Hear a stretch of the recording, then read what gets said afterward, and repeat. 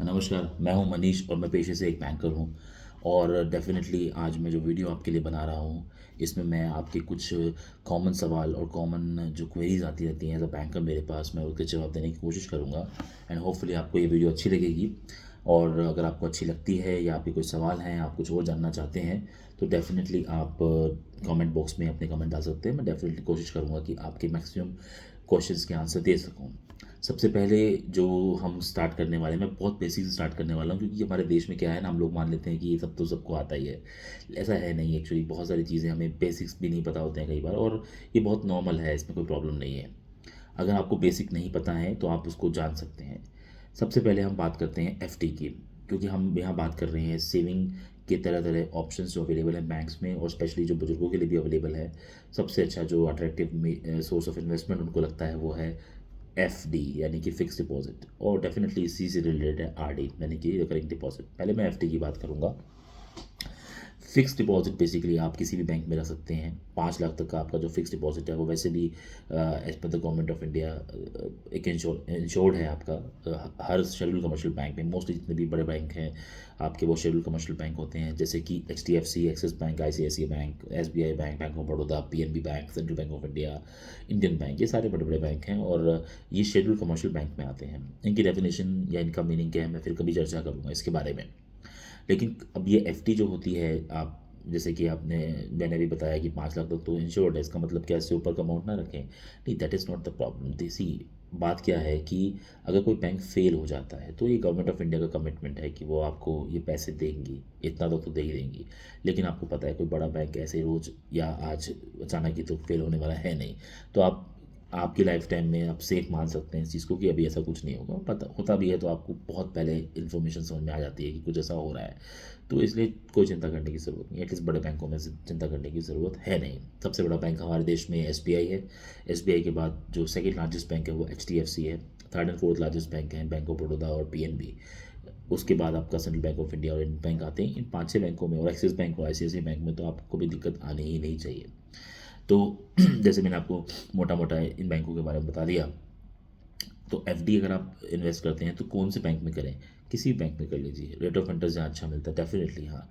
तो क्या, तो ये कई लोग बोलते हैं कि स्मॉल फाइनेंस बैंक क्या होते हैं, जैसे कि अभी आप देखते होंगे कई सारे बंधन बैंक या इस तरह के और भी बैंक अभी खुल गए हैं, AU स्मॉल फाइनेंस बैंक। तो ये बैंक क्या होते हैं? देखिए, RBI के डेफिनेशन के हिसाब से जो ये बड़े बैंक मैंने नाम लिए थे, ये सब शेड्यूल्ड कमर्शियल बैंक हैं। और जो दूसरे बैंक हैं जिनको एक बेसिकली वो डिपॉजिट ही रख सकते हैं या एडवांस करते हैं, यानी लोन्स देते हैं, तो सर्टन कैटेगरीज में नहीं दे सकते या बहुत लिमिटेड लोन दे सकते हैं, इनको स्मॉल फाइनेंस बैंक बोलते हैं। क्योंकि नाम से ही जाहिर है कि ये बहुत छोटा फाइनेंस कर सकते हैं, ये बड़े फाइनेंस नहीं कर सकते। इनको इनकी कुछ कैटेगरीज हैं, ये कैटेगरीज और या उस हद से पार नहीं हो सकते। इसलिए ये ज़्यादा रिस्क भी नहीं लेंगे, बड़े रिस्क नहीं लेंगे एटलीस्ट। तो इसलिए क्यों नहीं लेंगे? क्योंकि इनका डिपॉजिट बेस छोटा है, ये बैंक की हिस्ट्री छोटी है। RBI ने अभी इनको फुल फ्लेज्ड बैंक का लाइसेंस नहीं दिया है। तो डेफिनेटली वहाँ पे आपका पैसा भी सेफ है, but the only thing is कि थोड़ा सा अगर हम बात करें शेड्यूल कमर्शियल बैंक से, तो स्मॉल फाइनेंस बैंक थोड़े रिस्की रहते हैं। तो आप चाहे तो 5 लाख तक का अमाउंट स्मॉल फाइनेंस बैंक में रख लीजिए, कोई प्रॉब्लम नहीं है। अदरवाइज़ थोड़ा अमाउंट रखिए और बाकी अमाउंट अपना शेड्यूल कमर्शियल बैंक में रखिए। बहुत सारे बैंकों में आप अगर अकाउंट रखते हैं तो थोड़ी दिक्कत होगी, खास तौर से बुजुर्गों को होती है, क्योंकि वो अलग अलग बैंकों में जब पैसा रखते हैं तो सभी में रेट ऑफ इंटरेस्ट डेट्स, अब उस डेट पे वो आ नहीं पाते हैं, कई बार उनको ये भी दिक्कत आती है। तो मैं ये एडवाइस करना चाहूँगा कि अगर आपके पास में कोई अच्छा बैंक है जिसमें आपका पुराना अकाउंट चल रहा है और जहाँ पे आपको स्टाफ भी अच्छे से रिकॉग्नाइज़ करता है, तो मेरे हिसाब से उस बैंक से बेटर कुछ नहीं है।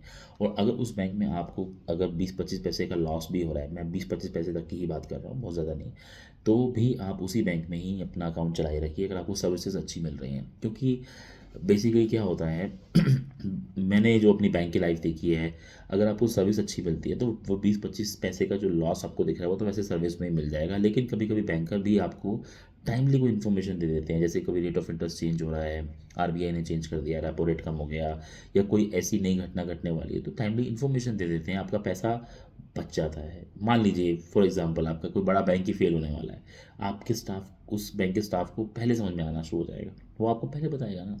तो आपका पैसा देखिए, इन्फॉर्मेशन और सर्विसेज की कीमत कभी कभी आप आंक नहीं सकते हैं। तो अगर आपका 20-25 तक का ही खास नुकसान नहीं है तो आप ज़रूर, मेरा एडवाइस है कि अपने किसी नॉन रिकॉग्नाइज बैंक में जहाँ पे स्टाफ से भी आपकी थोड़ी सी अच्छी पहचान हो, वहाँ पे दीजिए।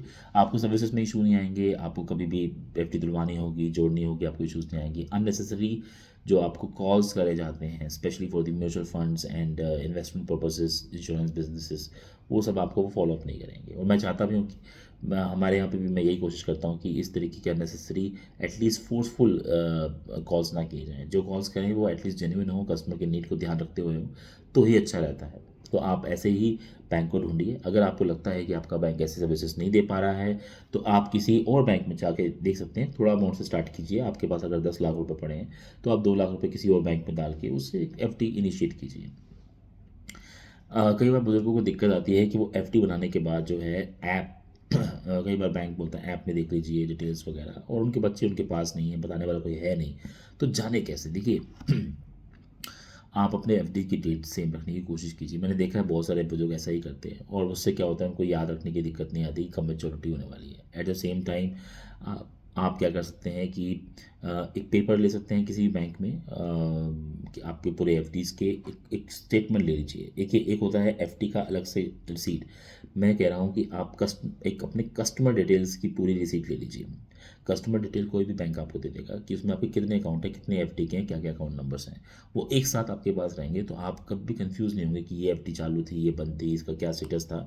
ये आपको ईजिली बैंक वाला दे देगा, और बिना कोई चार्ज के भी दे देना चाहिए। ऐसा कोई इशू नहीं है। अगर आपके अच्छा बैंक सर्विस दे रहा है तो आपको वो चार्जेस भी नहीं लेंगे। तो इस छोटी छोटी चीज़ों को आप ध्यान रख सकते हैं।